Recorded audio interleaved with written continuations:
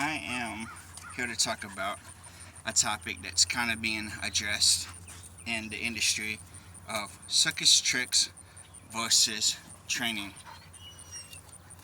The industry is being plagued by circus tricks. A lot of people are doing circus tricks, and what that is basically the dog's doing the task just to do it. There is no significance to doing the task. The reward is not significant.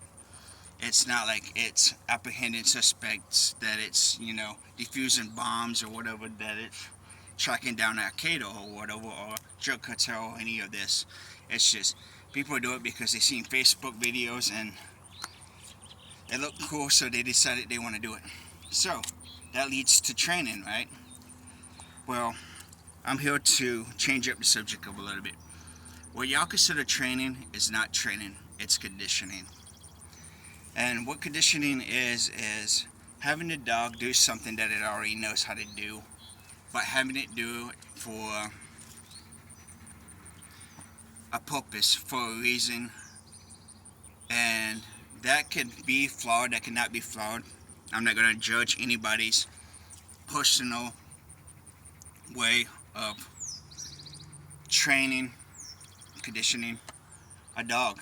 And the reason I say conditioning is because the dog already knows what to do, and all you're doing is making sure that the dog can do it every time, on time, when commanded, when needed to do.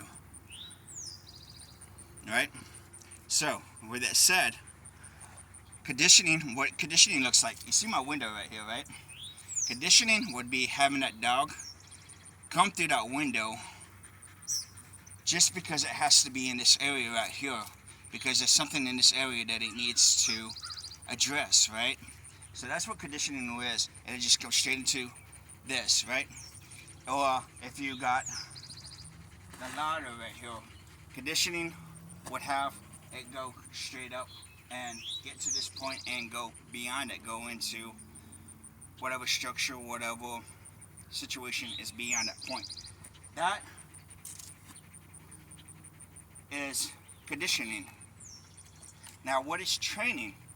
Training is, if the dog comes up, you see this right here.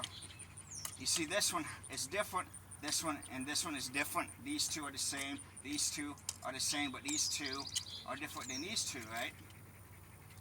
Well, there's a reason, because this notch right here, I put explosives in that notch. So, if that notch has explosives in it, I want to train my dog to come up, and it puts its front paws right there, right? Its front legs are right here. Its head is going to be somewhere in this area. It's going to be able to see and smell any kind of explosive device that I have right here, right? So it's going to know, hey, this has something on it. This is deadly to me. I don't want to make contact with this point, right? I want to avoid it. So back legs are going to go here, front legs are going to go here, and it's going to avoid this altogether. And then once it gets there, the front legs are going to pivot it up, and it's going to put its back legs there. The front legs are going to go there because, once again, this notch is going to smell, it's going to detect explosives. It's going to see it, smell it, or it's going to hear a ticking, like a countdown, right? So that's training for this. Inclines, stairways, ladders, right? For the window, instead of having it come through, well, it can be in this situation, this environment right here, to do whatever. Have it stop in the windowsill. And when it stops in the windowsill, what it does is it addresses anything beyond that windowsill, anything coming this way, right? So, and the reason is for that, if this is lined with C4 explosives, that dog comes in, it can get right here and it can address the situation. If the dog comes in because it's conditioned or it's performing circus tricks and it just jumps in, what happens if there's a pressure plate right here? a tripwire? What if there's a booby trap? So the dog, if you train it, comes in, sits on the windowsill, and goes beyond once it makes an evaluation of the situation. Because think about it as you, as an operator, going into a structure, right? This is your fatal funnel, right? You don't want to just come to this fatal funnel without addressing your corners, without addressing what's in here. You want to pie the room, right? Well, the dog being right here in the windowsill is its version of pieing, of addressing and dealing with threats beyond that fatal funnel, beyond that entry point. Now, let's backtrack a little bit. Circus tricks, right? Circus tricks, the dog goes, and it's over this no repercussions or whatever if it does it wrong. It says it has to do it again because you want it to be great, right? Circus trick coming through the window, it just jumps. It doesn't look for anything beyond that point, anything in this area. It just comes through, right? That is circus tricks. Conditioning, what y'all look at is training.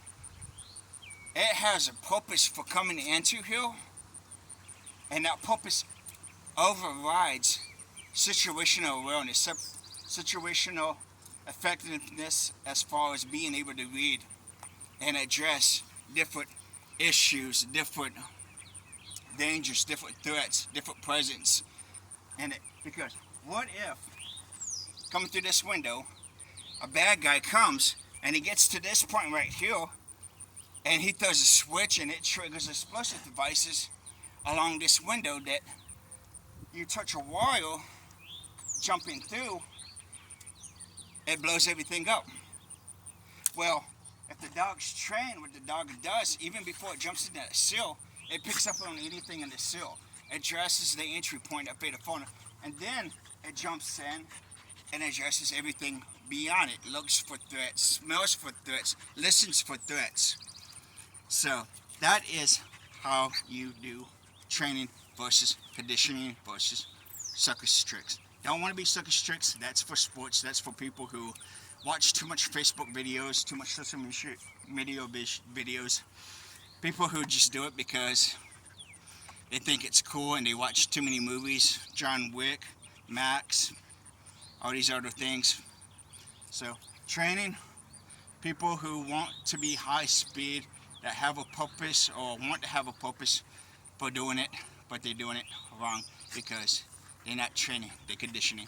They're just getting the dog, they want a routine. They come through that window, something that they can already do automatically.